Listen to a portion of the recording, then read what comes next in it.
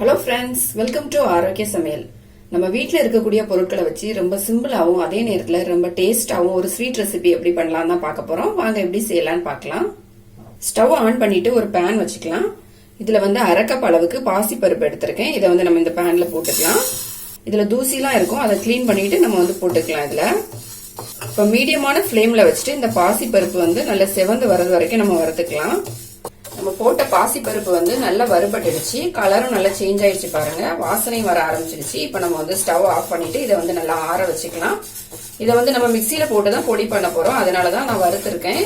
ஒரு mixie jar எடுத்துக்கலாம். இதுல நம்ம வறுத்து வச்சிருந்த பாசி பருப்பு நல்லா ஆறிடுச்சு. நம்ம இதை ஜார்ல போட்டுக்கலாம். இது கூடவே ஒரு 3 ஏலக்காய் எடுத்திருக்கேன், இதை நம்ம இது கூட போட்டுடலாம்.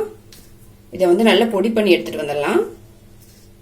இப்ப நான் நல்லா பொடி பண்ணி எடுத்துட்டு வந்துட்டேன். நம்ம ஓபன் பண்ணி பாத்திரலாம். பாத்தீங்கன்னா பருப்பு நல்லா அரைஞ்சிடுச்சு. இப்ப இது கூடவே நம்ம 1 கப் அளவுக்கு தேங்காய் சேர்த்துக்கலாம்.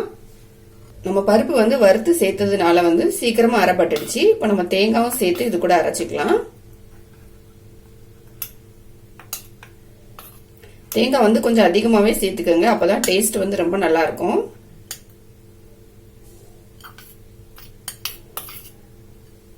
இதையும் நம்ம அரைச்சிட்டு வந்துடலாம். இப்ப நான் தேங்காயும் பருப்பும் அரைச்சிட்டு வந்துட்டேன். நம்ம அரைச்ச பிறகு பாத்தீங்கன்னா இப்படிதான் ரொம்ப கெட்டியா இருக்கும். நமக்கு கொஞ்சம் தண்ணியா வேணும், அதனால ஒரு அரை கிளாஸ் அளவுக்கு தண்ணி சேர்த்தா போதும், ரொம்ப தண்ணி வேணாம். அரை கிளாஸ் தண்ணி சேர்த்துட்டு நம்ம அரைச்சி எடுத்துட்டு வந்துடலாம். நான் தண்ணி சேர்த்துட்டு அரைச்சி எடுத்துட்டு வந்துட்டேன். இப்ப எப்படி இருக்குன்னு பாப்போம்.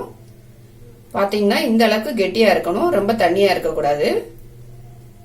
இப்ப நம்ம ஸ்வீட் செய்ய ஆரம்பிச்சிடலாம். ஸ்டவ் ஆன் பண்ணிட்டு ஒரு கடாய் வச்சுக்கலாம்.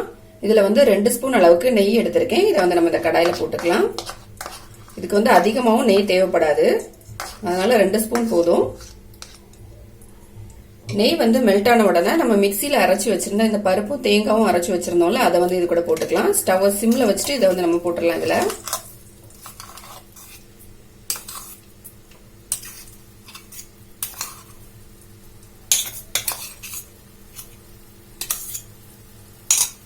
இதை போட்டுட்டு நம்ம நெய்ல லைட்டா வதக்கிக்கலாம்.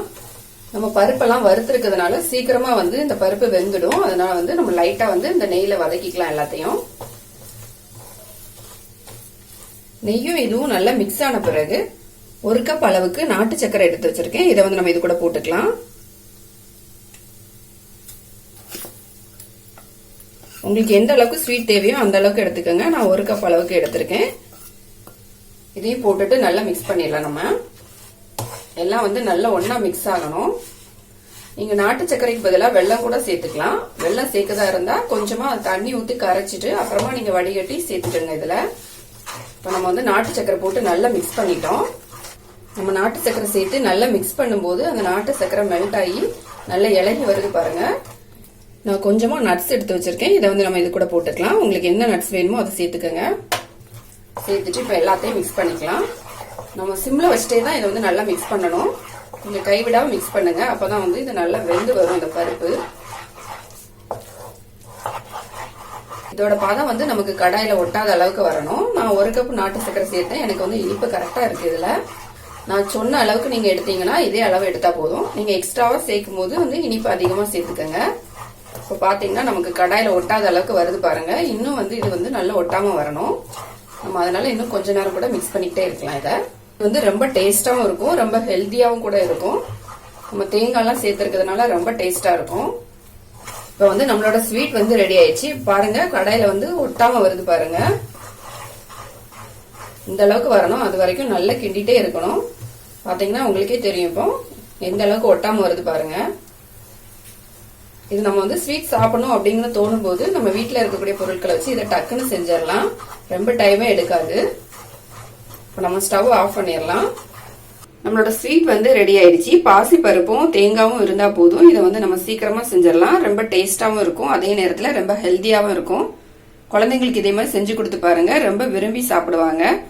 இந்த வீடியோ உங்களுக்கு பிடிச்சிருந்தா லைக் பண்ணுங்க, ஷேர் பண்ணுங்க, மறக்காம என்னோட சேனலை சப்ஸ்கிரைப் பண்ணுங்க.